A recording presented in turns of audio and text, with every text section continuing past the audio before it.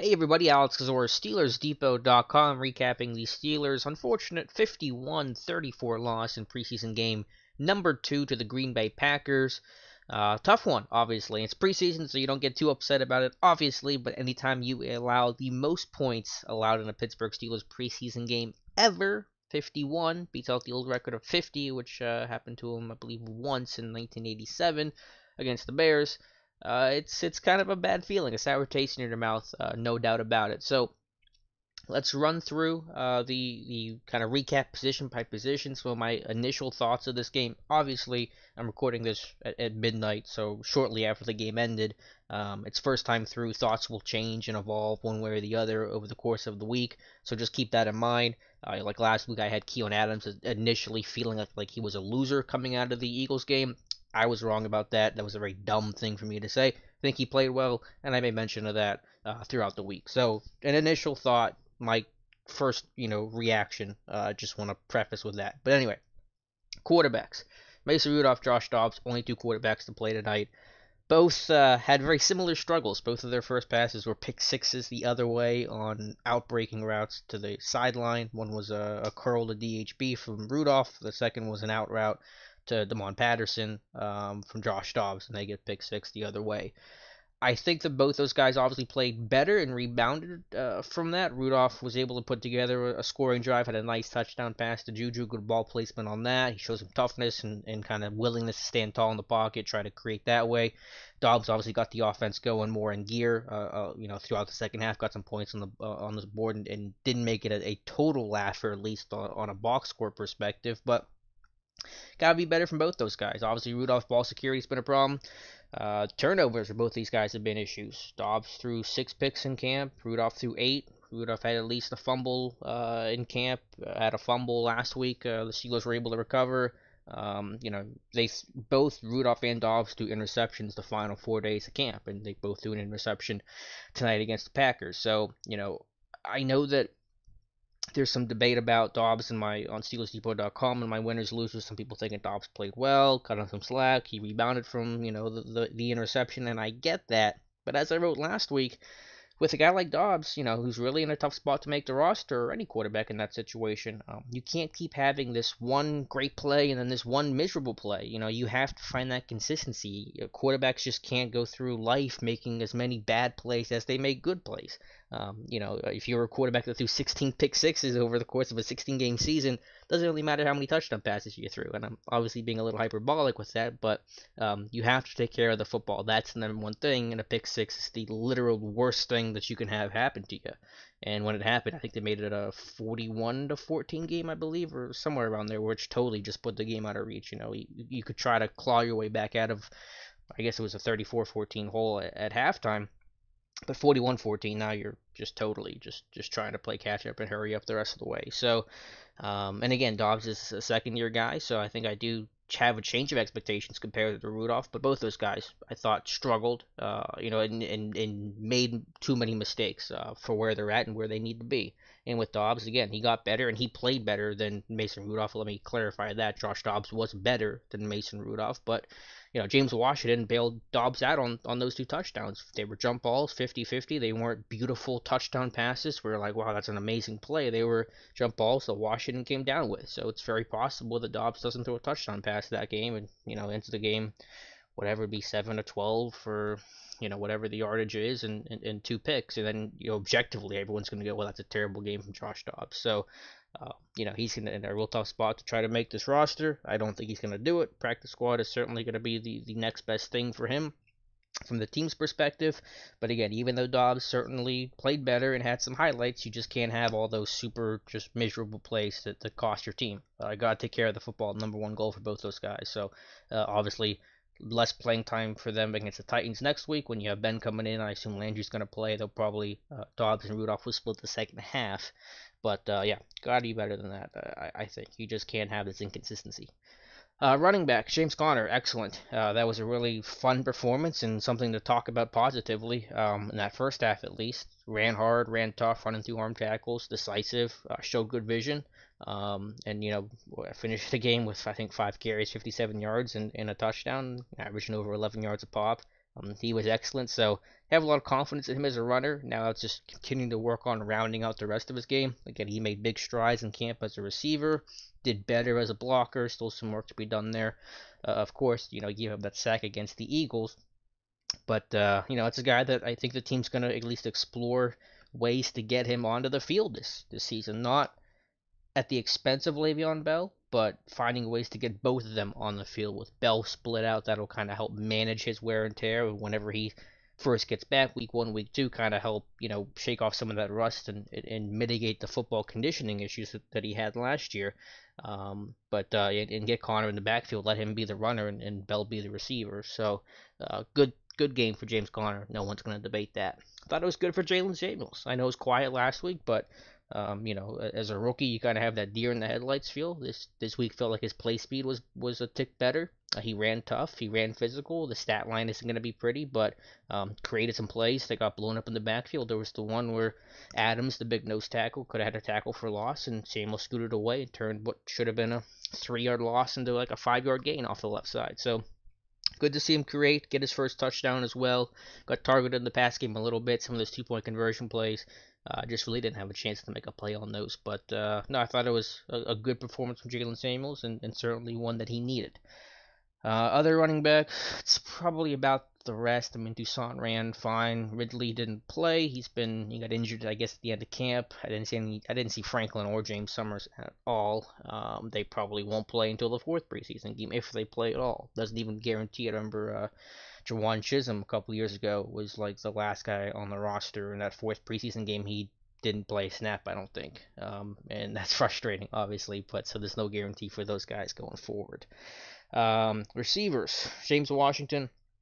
Obviously, this is the starter. This is a week 1, 11 personnel, 3 receiver set starter. He should start next week against the Titans. Forget about Justin Hunter. Washington's going to start much sooner than later, so get him some time with Ben because he was getting some first team reps later in camp. He was working on the first group and individual catching passes from Ben, but honestly, he has not spent a ton of time with Ben Roethlisberger in camp, and he needs as many reps as he can before you start the regular season. But everything we knew about James Washington in college, everything I and Dave Bryan have talked about, you saw translate. A guy that can win vertical, even if he's not blessed with low 4.4 speed, is a 4.5 guy. Physical, combative, great at the catch point, strong hands, good body control. That was all on display tonight. So he finished with 5 catches for $114, 2 touchdowns. He made the tough catches, he made the vertical plays. Just a great performance from James Washington. So, I know it's still pretty early and he hasn't, gotten to a game that's counted yet, but it feels like the Steelers have hit another home run, or at least a really good player in James Washington. So, just a great performance from him, and excited to see what he can do moving forward. And next week's game is going to obviously be big for him. Elsewhere, I thought Marcus Tucker did well on special teams. I think he had 2 tackles. That's going to be his ticket, so he built off what he did last week on the 3rd team. Getting running down kicks and punts. So I thought that was good to see. Damon Patterson was a little bit quieter. I have to see what happened on the interception or Dobbs too for him, if it was on Patterson or Dobbs or both. But still, didn't embarrass himself at all. Had 1 catch on a back shoulder play down the right sideline. So, good from him. I think that's probably it from the receiver group. I will lump Quadri Henderson into that group. As the punt returner in the second half, a couple of those chances he could have had and done something with it, and he fair caught it instead. I get securing the football. That's the number 1 step, but you have a chance to with some room. You can't fair catch your way under a roster spot. Your odds are already incredibly long to begin with. Your opportunities are incredibly limited, as functionally he is a pure return man who doesn't offer anything as a receiver and very little as a runner. So you got to make plays as a return guy, and obviously he's gotten 1 return, maybe 2 returns. He had a kickoff return against Green Bay and Philadelphia. So just a couple returns, regardless what the exact number is, in 2 weeks of play. That's not going to cut it. So tough day for Quadri Henderson. Tight ends. Not much to note. Jesse James had a 20-yard catch, and that's about it. McKeever caught a pass.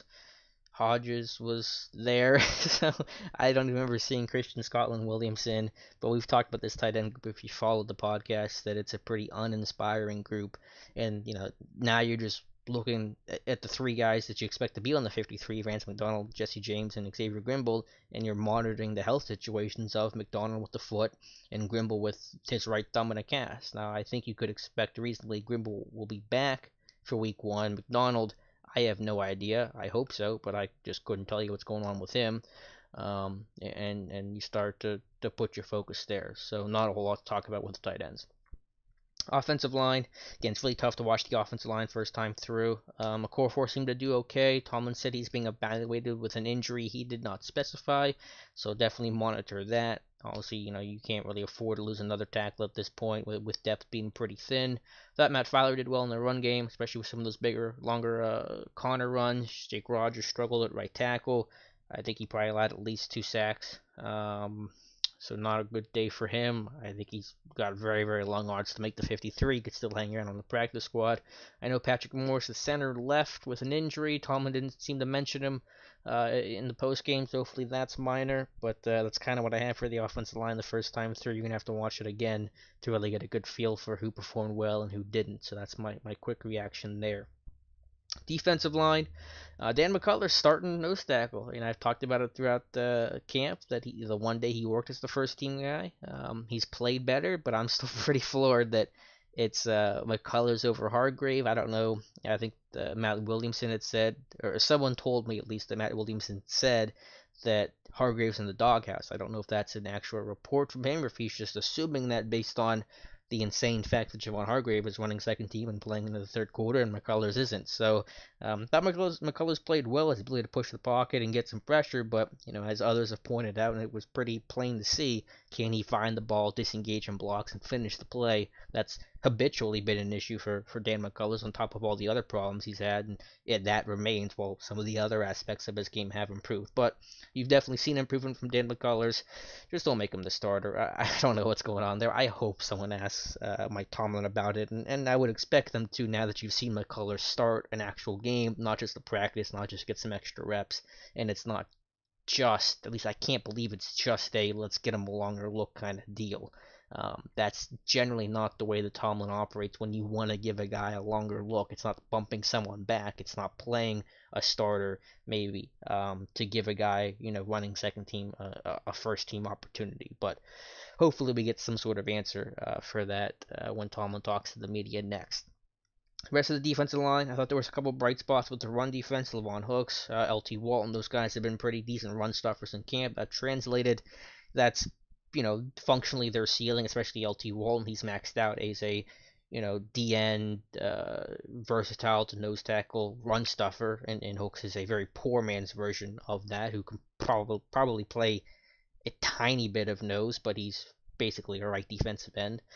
So hopefully, I shouldn't say hopefully, but possibly, Hooks can hang around the practice squad for another year, and LT Walton's going to be your number 5 defensive lineman who can play, again, nose and defensive end, because you're only going to have 5 of the 6 defensive linemen you carry active on game day. So, the run defense seemed good. I think the Packers averaged like 2.8 yards per carry, at least before garbage time happened. So, the run defense is not the big issue for why the Steelers defense gave up, I guess it'd be 37 points, not including the pick sixes. Linebackers, inside guys, again, just a lot of struggles. Even LJ Fort, who I've talked up, gave up a long third and I think 14 completion to a tight end, and he did have a sack, but I'm pretty sure he was unblocked. I think Fort got called for a penalty for an offsides play on a 3rd and 5, so that gave the Packers a free play and ultimately a first down. So just a lot of issues across the board. The inside linebacker, I thought Vince Williams played well as a blitzer, but you know what you have going on with Vince Williams, so there's no any sort of surprise there. So yeah, we'll touch more on the inside linebacker spot throughout the week. I won't go too far into it tonight because I could talk an hour about that position alone, but certainly very heightened concern with what you're going to do at that spot opposite of Vince Williams, and now you start, I think, having a serious conversation about looking outside the organization, someone on another roster right now, someone that could get cut, someone that's a possible trade candidate. Kevin Colbert's, been very active the last couple of years around cut down day of making trades, either dealing 4 players, whether that's Brandon Boykin or Vance McDonald, or signing Joe Hayden, or trading for Justin Gilbert, or trading away players, whether that's Sammy Coates or Ross Cockrell, and acquiring J.J. Wilcox last year as well. I don't want to forget about him as much as I've tried. So the point is, we've seen Colbert be active. I think that could continue, and then obviously the linebacker spots both inside and outer positions. So you could definitely see this team attack, and you can throw offensive tackle in that mix as well, especially if a core four's injury is going to be anything more than minor. So other outside guys or other linebackers I thought played well. Saw Matthew Thomas's speed. He outran a safety, Nat Burhay, on the touchdown, which is kind of crazy. I thought Farrington Huguenin played well. Good to see Bud Dupree get a sack, although that came against Kyle Murphy, the Packers' backup left tackle, not the starter. David Bakhtiari, who's one of the best left tackles in the league, so a little bit of context there. But good to see from Dupree. Remember, he hasn't practiced for a week. He got one practice in, I should say, at the final practice camp, and this is his first game of the year. So he was quiet early on, but he's going through his kind of shake the rust off and the kind of stuff that other guys experienced last week. So some context there. Hopefully he can kind of pick up where he left off next week against the Titans. Secondary, obviously, a lot left on the table there. The safety play's got to be better. Both Morgan Burnett and Terrell Edmunds and Burhay, to be honest, with adding him to the group, struggled. Burnett's going to be better downhill. Usually that's going to be his strong suit, and he's struggling there, so that's worrisome. Edmunds did, have the forced fumble and recovery on the kickoff, but allowed 2 touchdown passes, missed the tackle. That's got to be better. He's got to play the catch point better and be a little bit more aggressive and play to his size and strength and length. Just not great. Brian Allen got called for PI, which was probably a bad call, to be honest. And there was another bad call with Cody Sensabaugh getting called for the lowering of the helmet. Nonsense the league's trying to push. That's, again, at a whole other rant you could have about the issues the league's going to have with that. But, the Packers moved the ball through the air. I thought the pass rush needed to have better containment. Tomlin talked about that as well. Stephon Tuitt, to go back to the front seven real quick, missed the sack that turned into a touchdown. So you had Tyler Matakevich miss the sack that turned into a touchdown against the Eagles last week. You had Tuitt do it this week to Hundley. Missed opportunities, chances where you could have big sacks and big plays, and they turned into huge plays for the offense instead. So that's a concern and something that has to be cleaned up going forward. So, you had an interesting matchup facing some very mobile quarterbacks, Aaron Rodgers, Brett Hundley, and DeShone Kizer, and can you contain those guys in the pocket? And I thought the Steelers had issues with that, and that's been an issue the past couple of years with them. So that's another concern going forward. But obviously the defense and the passing game was a very much a work in progress, and we'll go back to the tape, I guess, and kind of see more in depth where the issues lied. But obviously a tough day across the board for most members of this Pittsburgh Steelers defense. So I think that's all my basic thoughts. Jordan Berry's a punter, struggled, inconsistent. One good punt, one bad punt. Tomlin, I think, mentioned that straight up at the start of his press conference. I have one minor gripe with Tomlin, and then I'll wrap this thing up. But Cam Sutton started the first half and was going to be the first half punt returner, which, hey, great. Tomlin usually does not let defenders do it, but let's get as many options as you can to look at it, and a guy that's obviously going to make the roster, I'm elated. So Sutton gets one punt return chance because the Packers just ran up and down the field and the ball went out of bounds. So Sutton didn't even get a chance to return it, and then Tomlin benches him and replaces him with Quadri Henderson for the second half. And I know that was the plan, Sutton for the first half, Henderson for the second half, but give Sutton at least another rep. At least an opportunity just to even field a punt. My goodness, you're giving it to Henderson, who, let's be honest, is just not going to make this 53-man roster, and maybe not even the practice squad, over Sutton, who, could be in the mix. Eli Rogers, you assume he's going to start the year on PUP, and I know this team doesn't want Antonio Brown to be the punt returner, so you got to have someone else. You got to have another option out there, so you can be a little flexible with your plan. I think Tomlin could have been to give Sutton at least another opportunity to field a punt.